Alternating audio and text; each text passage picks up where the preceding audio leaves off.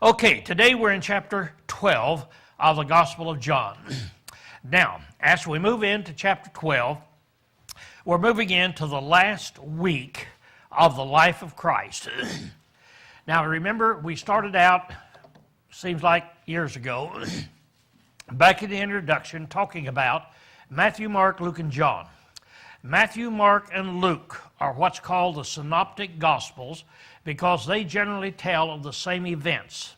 They tell of what Jesus did up around the Sea of Galilee. John tells about what Jesus did down in the city of Jerusalem or in Judea. So they don't really cover the same material.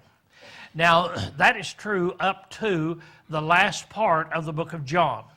Now, from here on, you're going to be able to find parallel passages in Matthew, Mark, and Luke that all four Gospels will tell about the events that are happening in the last week of Jesus' life. So kind of keep this in mind. We're coming up now to Sunday. Sunday, he's getting ready to enter into the city of Jerusalem. And the next week, he's going to be put to death. On the Passover, he's going to be put to death next Friday. So we're starting on a Sunday, and he's going to be down there in Jerusalem for this 5-day period of time. Now, we're not going to be jumping back and forth, trying to parallel them. We're still going to use the Gospel of John and just go through it on that realm. But keep in mind, you can get your material from these other ways in this way. Now, we put our timetable up here again to call our attention to where we are. And here we are now. We've come down to the end of 3 years. It's down now to the Passover. John 12:1 says, Jesus, therefore, 6 days before the Passover, came to Bethany where Lazarus was, whom Jesus raised from the dead. So now these events took place between, if you go back to the calendar at that time, March 31st and April 1st. And you can read about them in those particular sections right there. We will confine our story today to the Gospel of John because the 12th chapter is long. We're going to have to go through it rapidly to see the things that Jesus did at this period of time. But now, let's get one more thing in our mind as we start this particular study today. And that is when we take a look at Bethany here. Jesus is going to return to Bethany. Now keep in mind, in our last class in chapter 11, Jesus had come back to that little city of Bethany. That's where Mary and Martha and Lazarus lived. Lazarus had died. Jesus raised Lazarus from the dead in chapter 11. Of course, this made a big uproar in the city of Jerusalem because Bethany is a little less than 2 miles away from the temple in Jerusalem. So everybody knows about what happened there in chapter 11. Now, Jesus then had departed, as we're told at the end of chapter 11, and now then he comes back to Bethany to start his last week. He will be going from Bethany out over that Mount Olives into Jerusalem, back out into Jerusalem. He'll be traversing it each day now until he is finally put to death. So where John starts right now then is in 6 days before the Passover here. Then 6 days before the Passover, Jesus came to Bethany where Lazarus was, who had been dead. Stop and think about this for a moment. Here's a man who had been dead. He's raised from the dead, and he's living there in Bethany. Everybody is talking about it. So it said, and they made him a supper, and Martha served, but Lazarus was one of them who sat at the table with him. So Mary and Martha and Lazarus made a special supper for Jesus. He's sitting there, he's eating this supper with them. Then Mary took a pound of very costly oil of spikenard, or some verses say nard, and anointed the feet of Jesus, and wiped his feet with her hair. And the house was filled with the fragrance of the oil. Now I've got down there, this would be about 12 ounces in our weight. It was a liquid perfume that was mixed with oil, and it was imported in from the far east. It was very, very, very expensive. It was kept, historians say, in these real fancy bottles, probably a long-necked bottle that would be of great value. And evidently it was plugged with wax and so forth, because she's actually going to break this vase, this very important vase. There's going to be a lot of money spent on this particular situation right here. It said, but one of his disciples, Judas Iscariot, Simon's son, who would betray him, said, why is this fragrant oil not sold for 300 denarii and given to the poor? Now this he said, not that he cared for the poor, but because he was a thief and had the money box, and he used to take what was put in it. So now this tells us the character of Judas. Judas was a thief. He's a thief from the very beginning. And as he was appointed to the treasurer of these other 11 men, or 12 men counting Jesus, he would steal out of the treasury all this period of time. So Judas was not a good character, as you can see. And so here it is. He was upset. Why didn't she sell this and we could give it to the poor? And he mentions here 300 denarii. Now, denarii, these are hard to put figures on today, but they say that was a day's wage for a skilled person. So that's the way they measure it.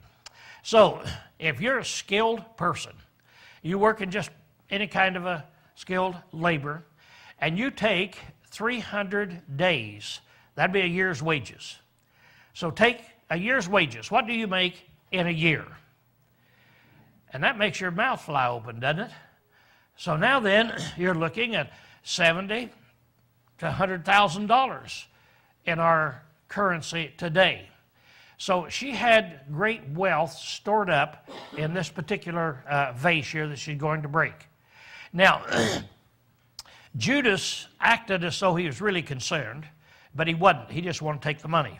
Jesus said, let her alone. She hath kept this for the day of my burial. For the poor you have with you always, but me you do not have always. Now, Jesus' attitude was this.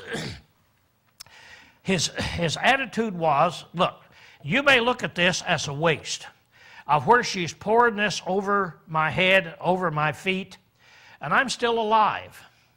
But what she's doing it as though it were the day of my burial.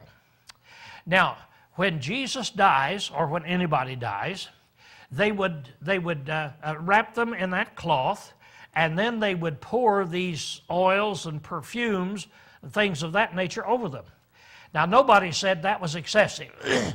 Everybody said, when you're embalming a person, getting them ready for a burial, it's okay to spend a lot of money on that.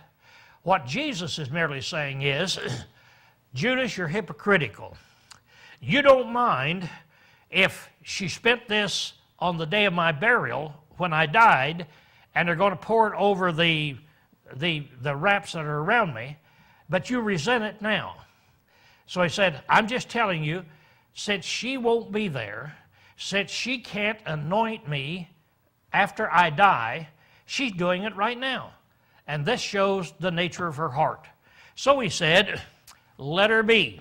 And here, it's kind of interesting it is, in there, in Matthew it said, surely I say unto you, wherever this gospel is preached in the whole world, what this woman hath done will also be told as a memorial for her.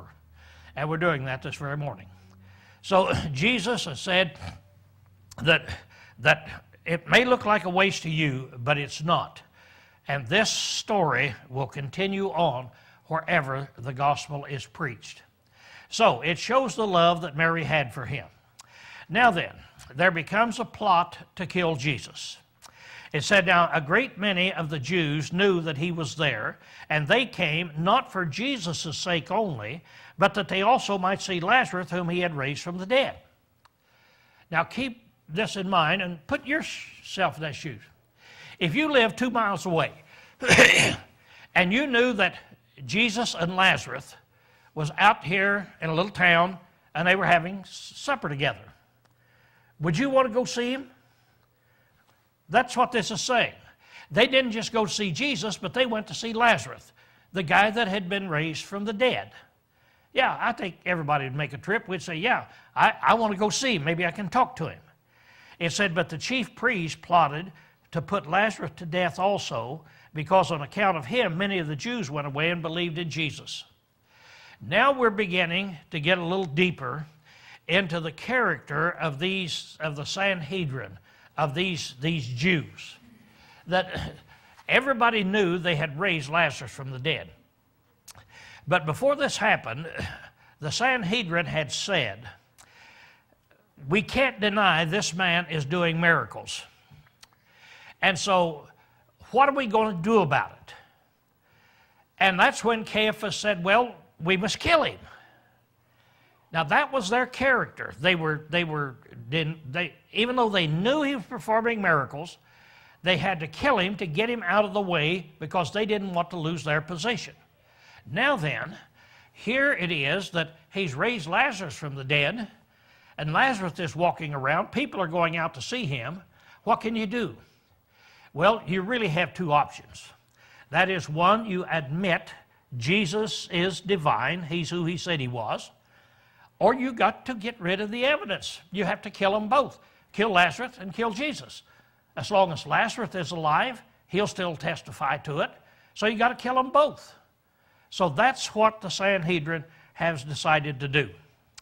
Now, here we come to the triumphal entry. It's called the triumphal entry because Jesus now is coming back into Jerusalem. Up to this time, anytime Jesus has come to Jerusalem, it's been with a great deal of controversy. It's been, he goes down, he does some miracles, the people grab him, they try to kill him. He is not a welcomed guest in Jerusalem. Never has been. Now then, this time, his last time, he's going to come in with a great deal of fanfare. People are going to welcome him. He's going to, triumph over it, win the battle, because the people are going to escort him into Jerusalem as a real worthy king. So it said they came, they took palm branches and put them out to meet him and put them out in the road for him to walk on. It's like we would do a red carpet today. Some great person comes, why we spread out the red carpet. It's a way of honor to show how great we think they are. So they did that with these branches of the palm trees. And then they came out and they cried, Hosanna! Blessed is he who comes in the name of the Lord, the King of Israel. Now, that's what they were all crying. Hosanna is a word that literally means Lord save us, is what it means. It became a word of praise, of greatness, of wonder and splendor. And that's the way the Jews would use the word. So now they're out there and they're welcoming him as he is up on that hill and as he's coming down. Lord save us. And then blessed is he who comes in the name of the Lord. So they're crying out that phrase. And then they're saying the King of Israel. So Jesus is coming in, being escorted in as the King of Israel. Now, then Jesus, when he had found a young donkey, sat on it, as it is written, Fear not, daughter of Zion, behold your king is coming, sitting on a donkey's colt. Now, Zechariah and Isaiah both prophesy of this triumphal entry, that he's coming in this way. In Matthew, Mark, and Luke, you can read more about this colt. It's kind of an interesting thing when you read that Jesus had sent his disciples over to a city nearby, just a little ways from Bethany, and said, you go over and you will find a mother donkey and her colt tied in the street, which was an uncommon thing, they tell me. The streets were very narrow and they didn't tie animals in the street. But these two are going to be tied in the street. You unloose them and you bring them over to me. And so he said, now, if they ask you, what are you doing unloosing them? That'd be kind of like somebody going out and getting in your car and starting to drive off. Well, you and other people say, what are you doing? Where are you going? And so he said, you just tell them the Lord has need of them, and they'll send them. So they went up there, and that's exactly what happened. People want to know, what are you doing? Well, the Lord has need of them. Oh, go ahead and take them. So they brought them down. They didn't know which animal Jesus was going to ride. But so they put their robes on both of them, got them ready for riding. But Jesus went over to the colt, and he's riding the colt. Now he's riding this because nobody had ever ridden it before. It's not a used animal. It's not an animal that's been used for any kind of profane work. This is to be used really for Jesus. Now he goes over and he gets on this colt. Now here's an interesting thing, because if you've ever raised on a farm and you know what it's like to get on a colt for the first time, they don't just walk away. And so the animal, as you get on it and you put pressure on its back, it's going to start bucking and kicking and turning around, but not this one. This one, he just rode away and rode down, and there was nothing like this going on. That within itself is a miracle in my book. Now, he came down riding on this colt, and it says his disciples at that time didn't understand the significance of it. It hadn't hit them of what Isaiah and Zechariah had said. And it didn't hit them until after he was glorified, until after he had died and was raised from the dead. And this is one of those things they would have been sat around talking about. If you've ever wondered in Acts 1, when the apostles were all there together, and they were there for 10 days, and Jesus had ascended up into heaven, what were they talking about? Well, this may have been one of them. That's what this says. They started talking. Do you realize what happened when we came into Jerusalem with him last Sunday? Do you realize he came in riding on the colt of a donkey, and that was prophesied? That was actually a prophecy. And so they were shocked. They're starting to put these things together and see how many prophecies Jesus has fulfilled. Therefore, the people who were with him when he called Lazarus out of the tomb and raised him from the dead bore witness. I think this is kind of neat. Here it is, he says, when he called Lazarus out of the tomb, 1, and raised him from the dead, 2. Now, I know he called and then he raised him. But here, as they're writing this, they put them in two separate. He said, we were back there when he called Lazarus out of the tomb. Now, I want you to stop to think how impressive that would be. What would you think? You walked up to that tomb that we looked about last week, and here's a man that he's come, and he's going to raise Lazarus, and he walks up and says, roll away the tomb, or roll away the stone. And then he yelled in that dark cavern, Lazarus, come forth!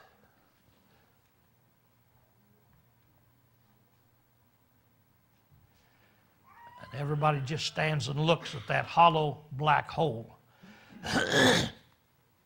You'd be impressed.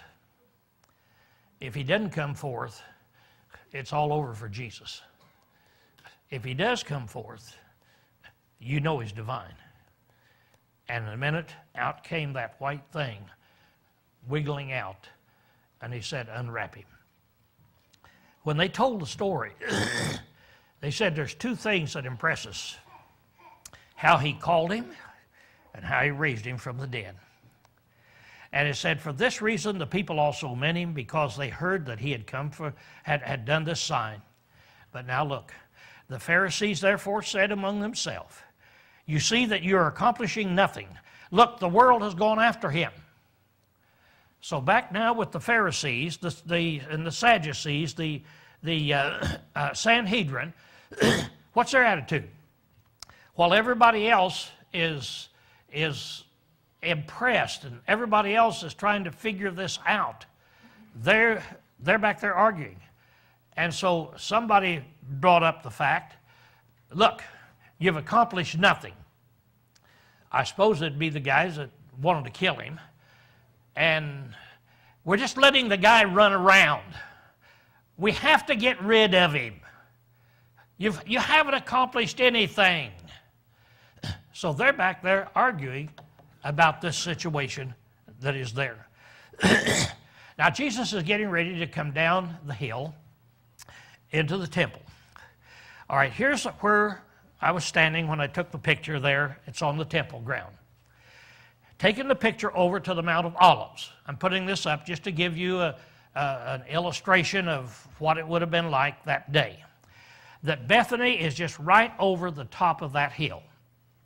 So Jesus is going to be coming the top of that hill, coming down to this slab that we got right there. This is a little better picture. It's not very far.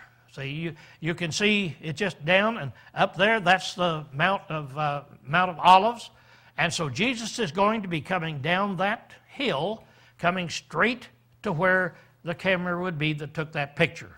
There's a road that you can walk down, coming down from the Mount of Olives, and you see that golden dome over there. That would be where the temple is. So he'd be coming down through here, and he's going to be entering into that gate that you see up there, that double gate. So he's riding this donkey, coming down this hill, heading up, going through that gate that is up there. And that's where they're all up there, and they're crying these particular things here. Now, here's some things that happened between verses 19 and 20. Now, we studied the first 19 verses here. And then we're going to start in verse 20. And verse 20 is where he will come into the city of Jerusalem. But now, there were other things that happened. Keep in mind the first 19 verses that we've looked at today. This tells about Jesus preparing to come into Jerusalem. This is going to be on a Sunday that he's going to come in. But now there's some things that have happened that you can get from the synoptics. When Jesus went back there, well, the triumphal entry happened on a Sunday, and he healed many people, we're told, by the synoptics, and little children are crying out his praises. So he was down there in the temple healing people, and still they wouldn't believe in him. Little children were crying out. That's where they tried to get them to shut up. And Jesus said, why, if they shut up, well, the stones would cry out. Now, he returned to Bethany on Sunday evening. That's when he cursed that fig tree. You remember one time he was walking along and he saw this fig tree and he went over and the leaves indicated that the figs were ripe, but there were no figs on there. And so he talked about this fig tree as a hypocrite. And so he cursed it in there. He returned to Jerusalem on Monday morning, and when they came back, they all found the fig tree dead. And they were just amazed, and Jesus gave them the lesson. He came back in, and that's where he cleansed the temple the second time. Now, if you remember back in John 2, he had cleansed the temple when he first started his ministry. Now then, he's going to cleanse the temple a second time. Then he returned again to Jerusalem on Tuesday morning, and there was a discussion about his authority. This is where the Sadducees came out and said, by what authority do you do these things? And Jesus said, well, I'll ask you one question. By what authority did John baptize? You answer me, I'll answer you. They got back off and they said, if we say John baptized by the authority of God, he's going to say, then why don't you believe John and believe I'm the Christ? Can't say that. But if we say John baptized by the authority of men, they'll stone us. All these other people who really believe in us, they will stone us. So what can we do? So they came back and said, we don't know. And Jesus said, well, I won't answer your question either. He showed that they were hypocrites. He gives a great group of parables at this time. Gives them many of the parables that you read in Matthew. This is the time he gives that. They came to him, and some of the smart guys thought, well, we have to catch him in a contradiction. Let's ask him about taxes and Caesar. So they came up and they tried to butter him up and said, Lord, we know that you don't care about men. We know you just tell it like it is. And we want to know, should we pay taxes to Caesar? And that's where Jesus said, well, you got a coin, and took it out. Whose inscription is it? And they said, Caesar. He said, well, render unto Caesar the things that are Caesar's, and unto God the things that are God's. He said, it's just that simple. Then some Sadducees came. You see, things are getting desperate now. We're down there now to where people in Jerusalem are turning for Jesus. They've got Lazarus running around, and he's been raised from the dead with all these witnesses out there. Jesus is actually doing miracles there in Jerusalem. They have to get rid of him. We can't conceive of the uproar, the turmoil, the anxiety that's going on in the city of Jerusalem at this time. Now, the Pharisees were a group of people that generally led the fight against Jesus. And over and over and over again, he would show their hypocrisy. Finally, the Sadducees came. And the Sadducees thought, well, we, being much more intellectual, will be able to show he's a hypocrite. So they came out. Now, the Sadducees didn't believe in the resurrection or a life after death. The Pharisees believed in those things. So the Sadducees came out, and they then publicly, getting ready to show how ridiculous Jesus is, they're going to put a stop to this stuff. They're going to bring an end to him. They said, we would like you to answer us a question. Said, according to Moses, if a man is married and the man dies, his brother is to take his wife and raise up children, and then these children will carry on the name of his brother. And that way you carry on the lineage of the family. Now he said, let us suppose that a man is married and he dies. His brother takes his wife and he dies without any children. And then his brother takes the same wife and he dies without any children. And they said, suppose 7 of them. 7 brothers all take the same woman as a wife, and there are no children. Now, whose wife will she be in the resurrection? See, Jesus, if you think there's going to be a resurrection, explain that. How are you going to get around that? And that's where Jesus said, well, you have 2 problems. Number 1, you don't know your scriptures. And number 2, you don't know the power of God. So there's your 2 problems. And so he's going to show that they don't know what's going to happen. He said, now in the resurrection, they're going to be as angels. You don't marry nor give in marriage. There is no such thing as marriage in the resurrection in life hereafter. So your question is, it has no relevancy. She'll be nobody's wife at that time. So you don't know the power of God. Now, number 2, you don't know the scriptures. You people who think that there's no life after death.